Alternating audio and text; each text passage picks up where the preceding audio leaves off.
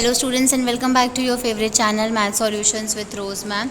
और आज की हमारी वर्कशीट जो है क्लास 6 की हिंदी की वर्कशीट नंबर 21 है, जो नादान दोस्त कहानी मुंशी प्रेमचंद जी ने लिखी है। उसी का ही हम अगला भाग पढ़ने वाले हैं।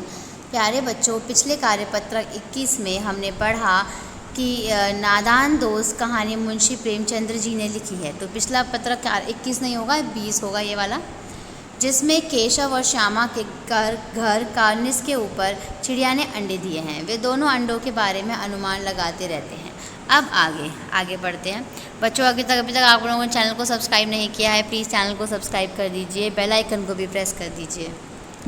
श्यामा कहती, क्यों भैया, बच्चे निकलकर फुर से उड़ जाएंगे।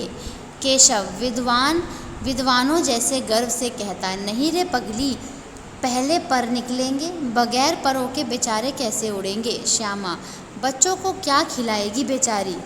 केशव, इस पेचीदा सवाल का कुछ ना कुछ दे सकता था, इस सवाल का कुछ ना दे सकता था। इस तरह 3-4 दिन गुजर गए और दोनों बच्चों की जिज्ञासा दिन दिन बढ़ती गई थी। अंडों को देखने के लिए वे अधीर हो उठते थे। उन्होंने अनुमान लगाया कि अब बच्चे ज़रूर निकल आए होंगे। बच्चों के चारे का सवाल अब उनके सामने आ खड़ा हुआ। चिड़िया बेचारी इतना दाना कहाँ पाएगी कि सारे बच्चों का पेट भरे। गरीब बच्चे भूख के मारे चूं चूं करके मर जाएंगे। इस मुसीबत का अंदाज़ा करके दोनों घबरा उठे। दोनों ने फैसला किया कि कार्निस पर थोड़ा दाना रख दिया जाए। इसके आगे पढ़ते हैं। श्यामा खुश होकर बोली, तब तो चिड़िया को चारे के लिए कहीं उड़कर ना जाना पड़ेगा ना। केशव, नहीं, तब क्यों जाएगी। तो यहाँ पे अगला जो है वो है नए शब्दों से दोस्ती। तो आपको नए शब्द दिए हैं, उनके अर्थ दिए हैं, हम पढ़ लेते हैं। विद्वानों का अर्थ मतलब समझदार, पेचीदा यानी मुश्किल, जिज्ञासा जानने की चाह, अधीर परेशान, मुसीबत परेशानी, अंदाज़ा अनुमान। इसके बाद पहले ये गतिविधि दी है, इस गतिविधि को कर लेते हैं। जैसा कि आपने पढ़ा कि किसी शब्द के विपरीत अर्थ देने वाले शब्दों को विलोम शब्द कहते हैं, तो आप यहाँ दिए गए शब्दों का विलोम शब्द पता करके लिखिए। तो पहला है बच्चों विद्वान। विद्वान यानी बहुत समझदार, तो विद्वान का उल्टा होगा मूर्ख। मूर्ख लिख लीजिए। विद्वान का उल्टा क्या होगा? मूर्ख होगा। उसके बाद मुश्किल, मुश्किल का होगा आसान। मुश्किल का होगा आसान। गरीब का अमीर। गरीब का अमीर। थोड़ा का ज़्यादा। थोड़ा का हो गया ज़्यादा। और खुशी का गम हो जाएगा। मैं स्क्रीन क्लियर कर रही हूँ नीचे की तरफ थोड़ा सा यहाँ लिखने के लिए। खुशी का गम या दुख भी लिख सकते हो आप, ठीक है, गम हो गया। तो आप ये तो हमारी गतिविधि पूरी हो गई, आप इसे अपनी कॉपी में नोट कर लीजिएगा। अब हम प्रश्न नंबर 1 करते हैं। प्रश्न नंबर 1 है बच्चों, केशव और श्यामा किस लिए अधीर हो उठे। तो इसका आंसर है अंडों को देखने के लिए। अंडों को देखने के लिए केशव और श्यामा अधीर हो उठे। देखने के लिए, ठीक है, अंडों को देखने के लिए। अब दूसरा प्रश्न, केशव और श्यामा ने अंडों के बारे में क्या क्या अनुमान लगाए। तो चलिए वर्कशीट में इसका आंसर देख लेते हैं कि केशव और श्यामा ने अंडों के लिए क्या क्या अनुमान लगाया। उन्होंने अनुमान लगाया कि अब बच्चे ज़रूर निकल आए होंगे।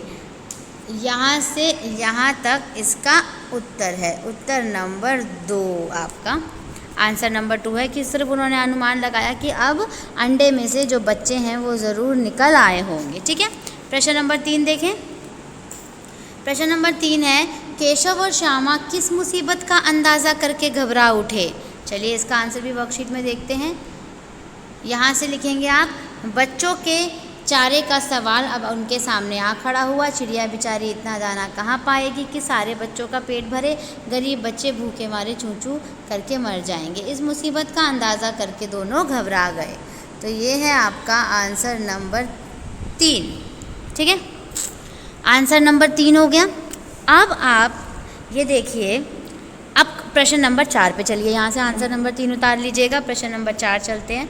प्रश्न नंबर 4 है आपका, केशव और श्यामा के मन में क्या क्या सवाल उठते थे। तो चलिए इसका आंसर भी वर्कशीट में देख लेते हैं कि क्या क्या सवाल उठते थे केशव और श्यामा के मन में। तो यहाँ से जो है इनके मन का जो जवाब है वो यहाँ पे ये है। एक तो यही कि बच्चे निकलकर फुर से उड़ जाएंगे, इसको नंबर 1 लिखिएगा।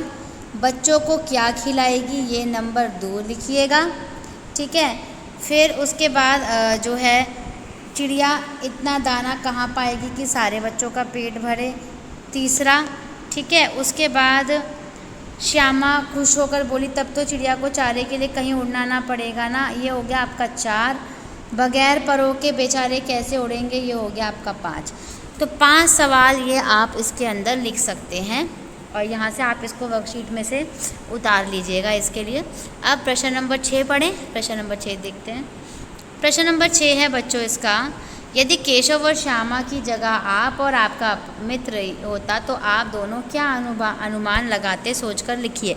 तो ये आपको बच्चों सोच कर के लिखना है। इसमें मैं आपको बता देती हूँ कि हम भी इस तरीके का अनुमान लगा सकते थे कि अंडे में से बच्चे आ गए होंगे, अगर बच्चे आ जाएंगे तो वो क्या खाना खाएंगे, है ना, वो कब उड़ेंगे, वो कितने बड़े कब होंगे, उनकी उम्र क्या होगी या वो कैसे दिखते होंगे, उनका रंग क्या होगा, है ना। तो ये सारी चीज़ें आपको इसके अंदर लिखनी है।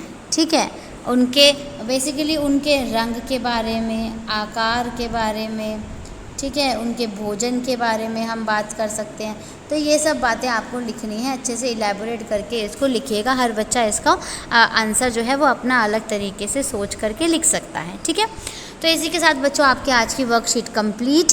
Thank you so much students for watching this full video.